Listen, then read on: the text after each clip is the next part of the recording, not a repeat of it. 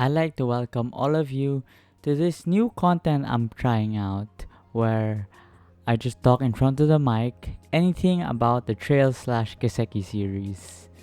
Now, to start with our first topic, I thought it'd be good to introduce myself and introduce how I got into this series in the first place. Hello, my name is Gigs, and I've actually been playing and been a fan of this franchise for quite a bit now, only rediscovering it last 2020. I'd actually say it's a bit of a funny story of how I rediscovered the franchise because I was looking for JRPGs. I was scrolling the market looking for something since it was the pandemic and I couldn't find anything to do. So I found this game. It was called Trails of Cold Steel and I wanted to try it out actually. But at that time, I didn't have any money for games. I didn't put aside anything and I wasn't earning much because it was the pandemic.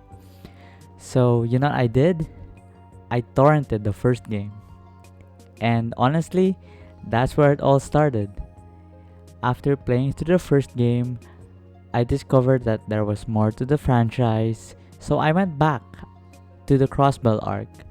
I played Trails to Zero and then Trails from Azure.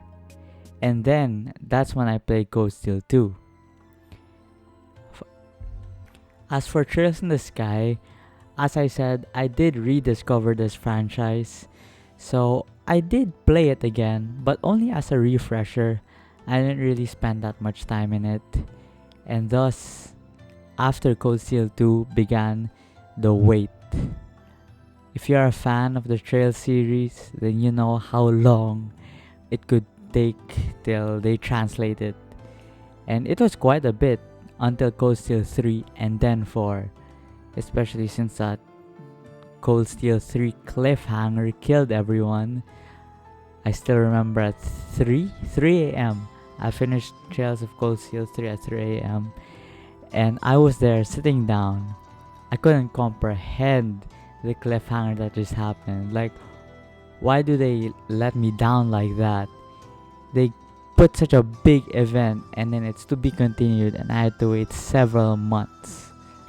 But I think largely the community helped the wait since there was a big but unknown Trails community, especially on Twitter. Those guys like Twitter and Reddit, which, as you can tell, are not the best places for community interactions, but there were a lot of nice people there if you just try and forget about the bad ones, because they're like one in a million, I think.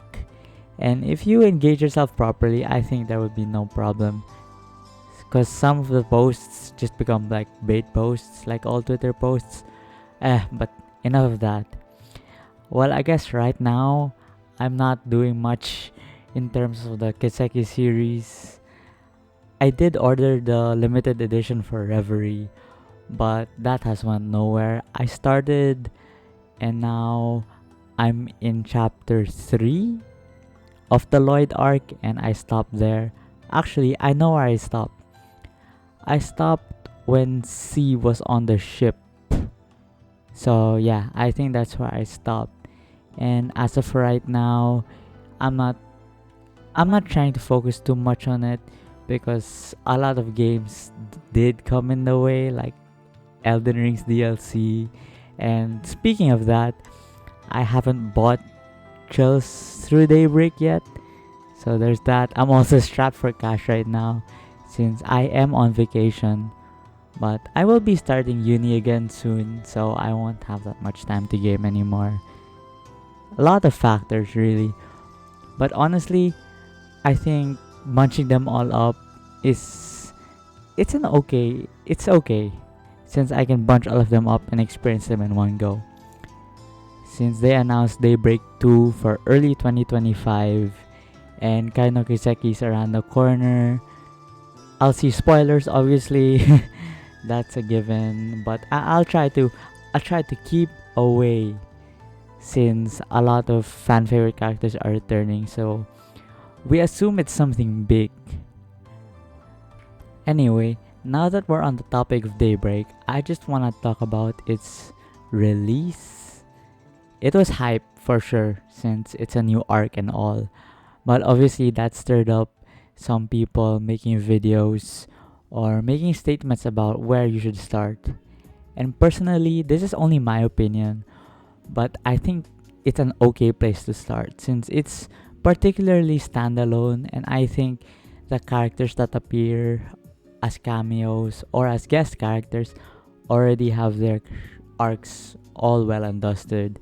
So I think they're just there for the fans who've been there a long time, but it won't actually affect the story that severely.